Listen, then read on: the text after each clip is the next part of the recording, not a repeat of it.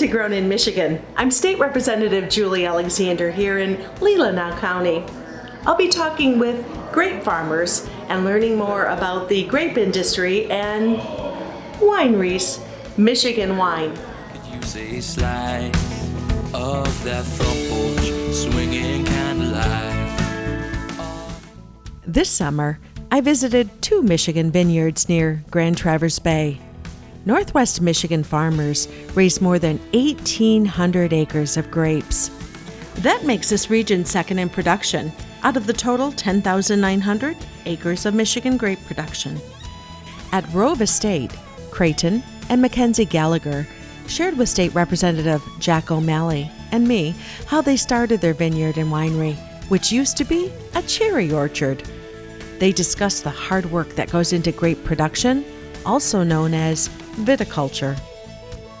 These were all cherry orchards 13 years ago, and we tore out the orchards that were aging and my grandpa had planted, and I had been working out of college for my friend at another winery, and I just fell in love with the wine and the vineyards and everything. So I went into the FSA and I said, how can I, Farm Service Agency, how can I get a loan to, first of all, buy this farm, and then second of all, put in these vineyards, which is really expensive and much different than It's cherries. a big investment. And it started off as 8 acres of just vines, and it just kind of morphed into this tasting room and more vineyards and all this other stuff that spun off. You said you tore out the cherry orchards.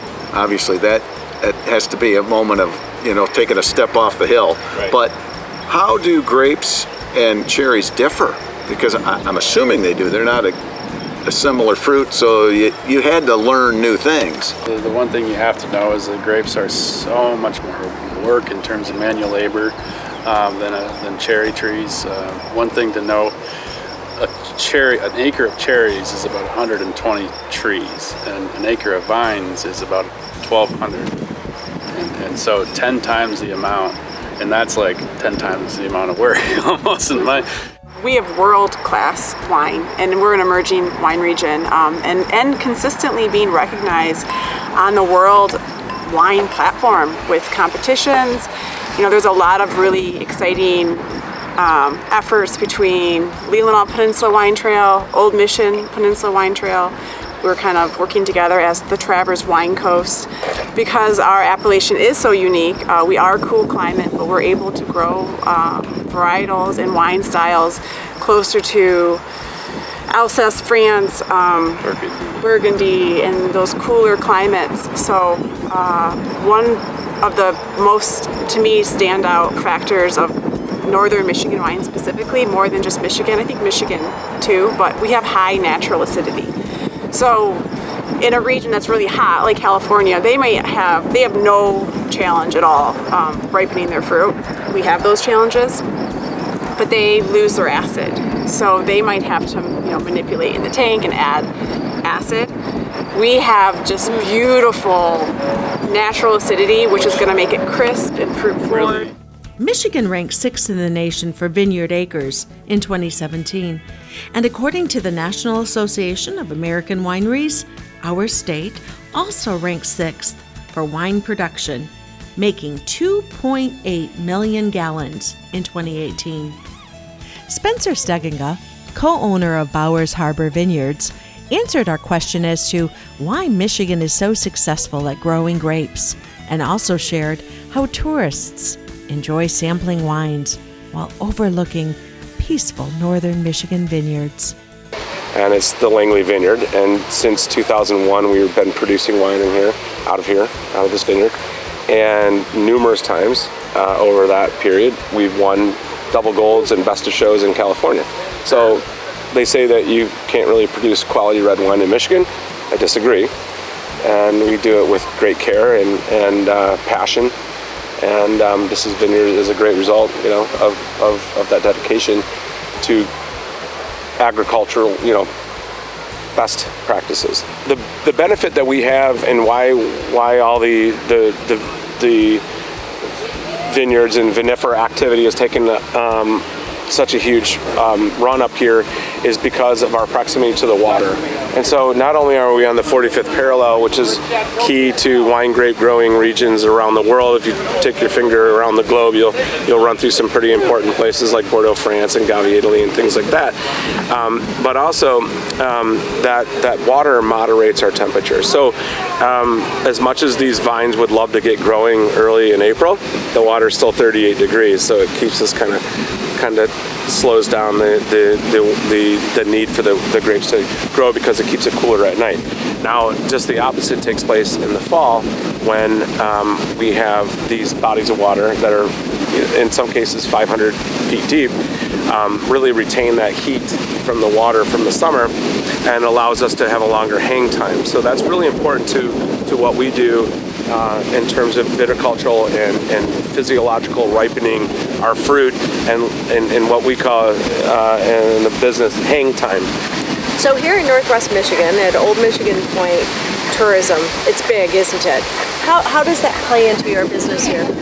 Oh, it's huge. So when we first started, there was 0 buses. And then I remember the airline, somebody that was doing some airline work got a van. And they're like, hey, we'll put wine tours on the side.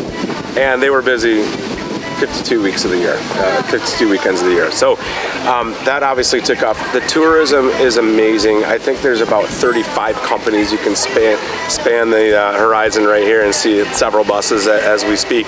And it's amazing. So we have a great partnership with those tour companies, and they're very respectful as we have, this is a family business, and we have a lot of families here.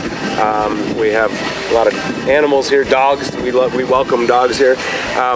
But at the same time, we also have bachelor parties and bachelorette parties and people that want to have a great time. So these tour companies and the tourism in general has been super positive.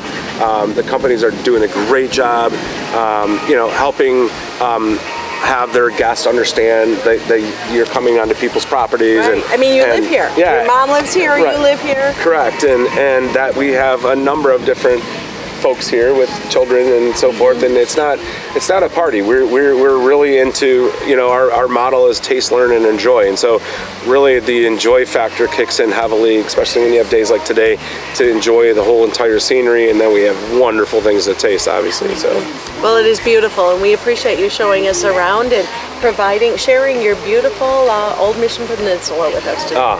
It's our pleasure. We're super passionate about what we do, and the fact that we get to live here and wake up every morning here is kind of cool, and have friends in our wine clubs and those are good friends to have. Yeah, they certainly are. So yeah, this is just truly we're just blessed, and being up here on Old Michigan Peninsula is just a treat, and it's one of the best places in the world to farm grapes, and we make some of the best wine in the world. While we were visiting our Northwest Michigan wineries, we witnessed firsthand many individuals experiencing what our wineries have to offer and saw them making special memories.